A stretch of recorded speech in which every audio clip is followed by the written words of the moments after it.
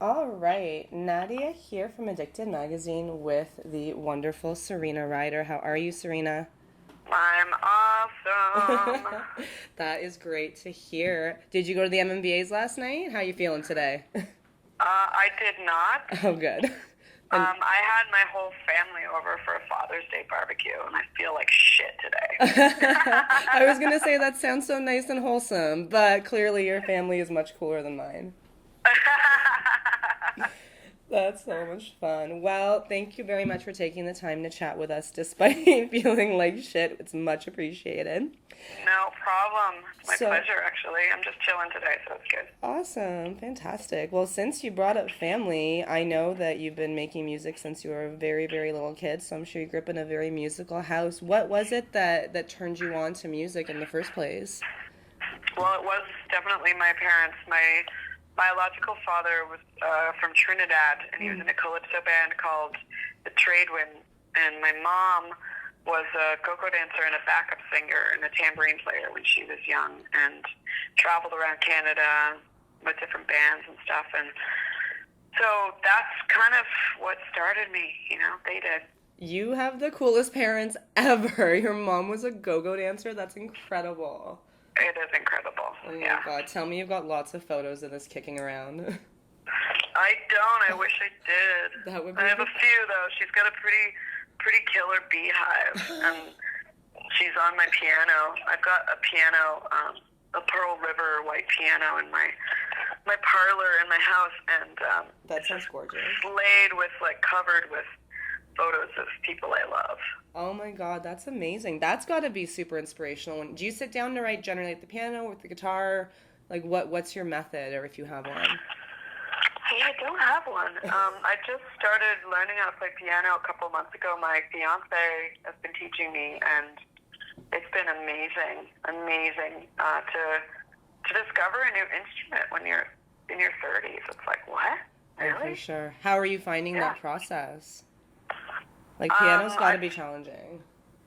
It's not. It's actually much more intuitive than guitar for me. Oh wow. It's totally linear, and it's perfect for me on this album because there's black keys and white keys, and this album has four dark songs, four light songs, and four gray songs, Yep. basically. So it's all about the marriage of duality turning into the gray area. So the piano makes a lot of sense for me these days. That's really interesting. I was actually going to ask about, kind of what sparked this album, so we can definitely jump to that. Sure. I've listened to a couple of tracks from it. Got Your Number, I feel like needs to end up on that television show Nashville. It is like the coolest Ooh, kind of love like. Nashville. Do you know that they're ending it though? I heard that. I think that there's That some makes me casting so sad. issues. It makes me so sad too. I love that show. It's got to be a scare tactic. We've got to just deny that that's happening. We need to start a petition, I think. Mm-hmm. I'm super down. We can petition Netflix to pick it up and they can save it. They've done it before. They can do it again. It's worth it. Exactly. That Yeah. show is epic. And you have to get that song on it. So we've got even more reason to make them keep it going because it's like Can you start that petition for me? I totally will. I'll tweet it at Good. you. Just retweet it. We're good. Okay, done.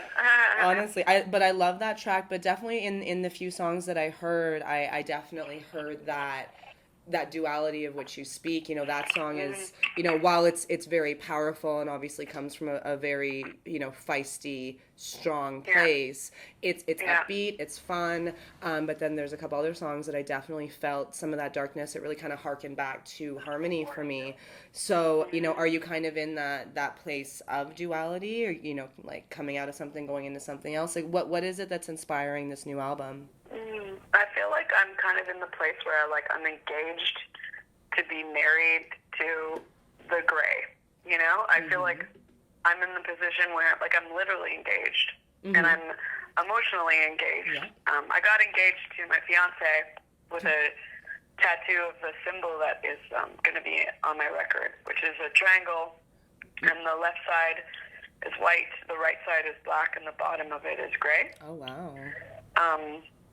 And then I got engaged to myself Mm-hmm. in New York last week, and I made it left the triangle facing me. The left side is white and the black is black. The right is black and the bottom is gray. So I feel like I'm engaged to marrying my dark and my light side of myself, and that's really exciting. Wow.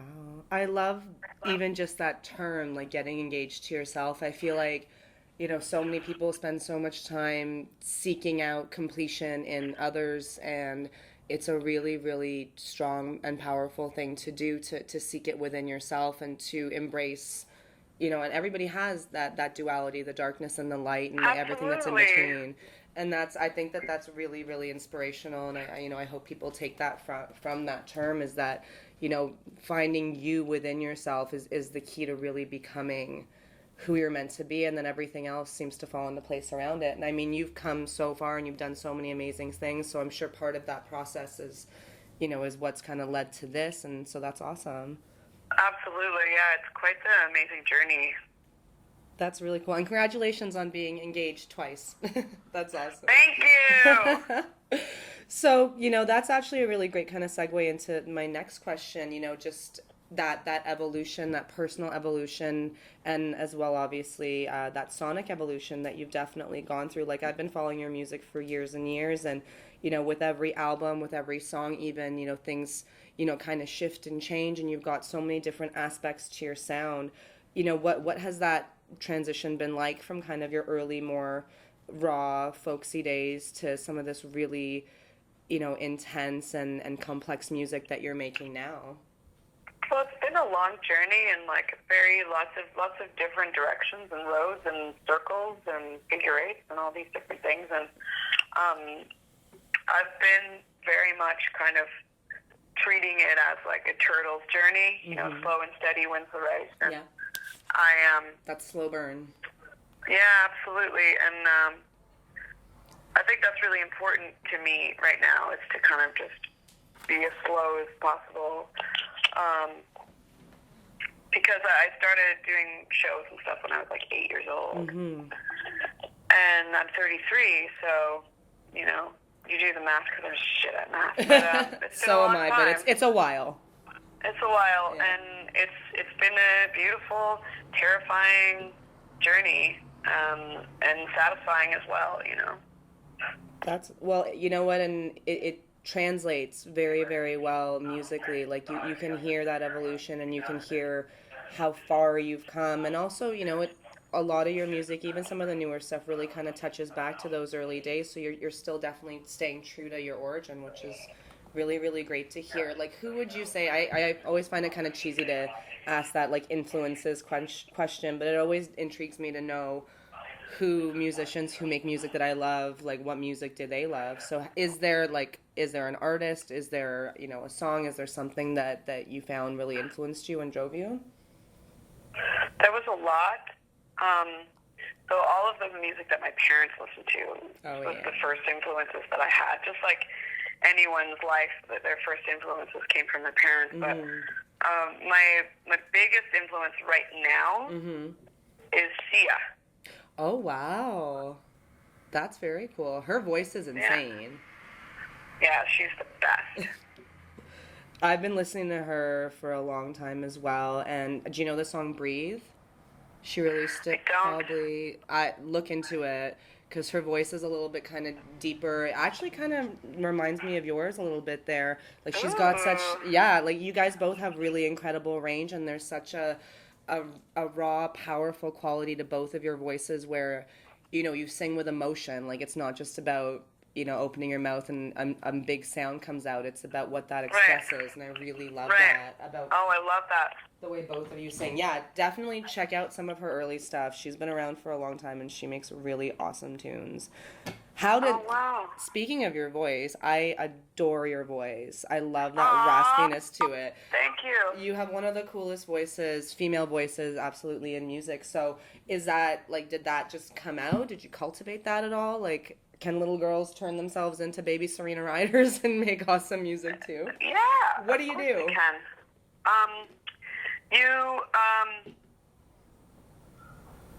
You just, like, drink some paint thinner and, have some awesome raspiness come out.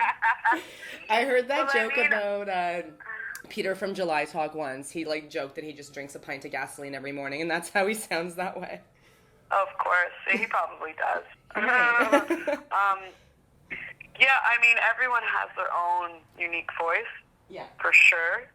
But if you want to use your voice as a tool to reach people and to put people together as like community, then you'll be able to do it, because that's like a very very brave and positive thing for the world, I think. Yeah. I like that you use the word brave. I think that that's the key. You know, people are even scared of, you know, just getting up and speaking in front of other people, let alone, you know, singing and pouring their hearts out. So, you know, thank you for being brave and making amazing music that people can relate to and that inspires people. I want to chat You're about.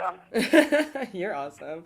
I want to chat about Harmony for a second, because that, you know, really was such a pivotal record for you. Like, you know, while people like me have been following you for years and years, this was kind of the record that made the rest of the world sit up and take notice. And it was such a powerful and passionate album for you. I read that you wrote over 65 songs for it. I don't know the exact number, but it was definitely up there. It might have even been more. I'm not sure. For this particular record, I've written over 50. I know that for sure. I was going to ask, is that kind of part of, you know, the process? Like, how do you go from 65, you know, 50, 100 songs to, you know, the 10 to 15 that are socially acceptable to go on albums? Yeah, well, it's kind of like growing up. Like when you're like a baby, the world is just like in front of you, and you have endless possibilities, and you haven't established your personality yet, right? So you just take in everything and you give out everything. And babies are enlightened beings, you know, and that's kind of what we are aiming for. That's a whole other story, but I feel like, you know, as we grow up, we choose what we want to define us, what our personalities are like, what our sense of humors are like, what kind of clothes we wear, what you know, what our bodies are like, what we eat. And that's the same with a voice. A voice is just a microcosm or a macrocosm, whatever you think, if it's big or small, for what you want to represent. And, you know, it's like that with people in their conversations, what they talk about, they believe in, what stories they tell themselves, what stories they tell other people. That's a really, really interesting way of putting it as well. So it's almost kind of like you're picking those particular songs to represent what it is that you want to put out there at this time. Absolutely. And do you start like from scratch with every record, or do some of the songs that you know kind of hit the cutting room floor on the previous album, like did any of them end up on this record, or was it a complete cut off from one to the next? It was definitely fluid. Yeah. It was definitely fluid. There was definitely an umbilical cord cut, but there's still, you know, the skin and the DNA comes from the parent, you know, which is the last record. Yeah. I was actually gonna say, like, is Harmony kind of like the lead up into this? Like, I know, you know, you were kind of coming out of a really intense, you know, dark place, and you know, fueled by love and heartbreak and all that. So, you know, how is that kind of parent to child process? Like, what was that? What did you kind of shed from Harmony to do this? Or did you even? Like, how did that kind of come to be? Yeah, I think it was more of a marriage for me. Yeah. Like, you know, from this last album to this album now, I feel like I've been really struggling, as we all do, with trying to find the balance between our light and dark side. Right.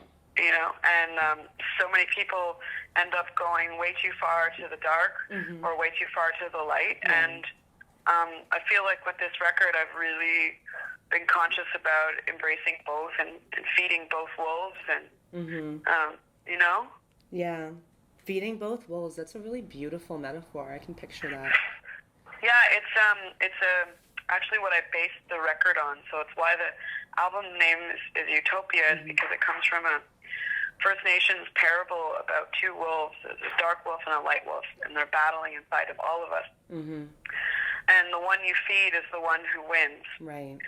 And I decided with this record to feed both of them and see what I could come up with, and I came up with a triangle with a left side is white, the right side is black, and the bottom is gray. It's almost like an evolved and more honest yin-yang. Exactly. Like, it's not just about the dark and the light and the two sides. It's about what the two of them come together to create, and that's the gray that lives in all of us. Yeah, it's like it's equally mixing both of the colors, you know? Yeah, because that's how people are, and there's no one that's, it's like you grow up as a little kid watching cartoons, and there's always a bad guy that you can easily identify with his dark hat, and the good guy is the one wearing the light hat, and that's not exactly. life. We're all painful. A little bit of gray. That could be another song. Yeah, absolutely. Well, I did have a song called Little Bit of Red, so maybe I'll write a little bit of gray. I think that you should. That would be really awesome. I love that song, by the way, A Little Bit of Red. That's a good one. Oh, thank you. So speaking of some of your music, I'm going to be super selfish for a moment and kind of fangirl for a minute, because I love every collaboration you do. Like, you bring an amazing chemistry to projects where you work with other amazing artists. Like, one of my favorite songs probably of all time was your cover of Kylie Minogue's song with the Beauties. Oh, cool. That, that really kind of made me dig into your music a bit more, and I love that song. Your song with Tim Chasen is so beautiful. Like, Bobby Bazzini, you've collaborated with all these incredible people. With my fiance. And with your fiance, of course. And, so is there, obviously that's the ultimate collaboration right there. Exactly, yeah. You're collaborating on a lot of levels. Mm-hmm. Is there something cool coming out that we can look forward to? Is there a dream collaboration out there for you that you haven't yet done? Like, are we going to get more of these awesome little gems that you drop into our lives? Yeah, there's going to be some really, really big ones with some really big people. Is that right? And I'm really excited about it, and it's in my dream time right now, so it's, you never really share those things until they're born. Of course. And the record hasn't popped its head out yet, so no. I'm going to keep that in my music womb for now, but I'm very excited. Music womb, that's amazing. That's good. I just made that up. You can reach out to the Flaming Lips and borrow their living womb or whatever they call it. Oh, that's cute. And take I didn't it on know the about road. that. Yeah, I can't remember the guy's name, but yeah, he essentially built Rachel Coyne? Oh my god, he does the cutest stuff on stage though. He has like a big tarp that people come under and dance, and it almost is like kind of being given birth to. But yeah, no, there's a guy out there. You're not talking about the lead singer? No, it's from the Flaming Lips. I can't remember his name. This is totally veering off track. I'll remember and I'll tweet it at you. Okay, cool. I'm really excited about these collaborations. That's awesome. So me too. So then I guess on that note, you've got the record coming out. It's slated for the fall. We're going to hear some new tunes by the end of the week, which is exciting. What else does the future hold? Are you going to head back out on tour? Are we going to see some awesome live performances, other cool things? Oh, yeah. I'm going to be touring for the next few years, and I'm going to be going all over the globe, and I'm very excited. That's awesome.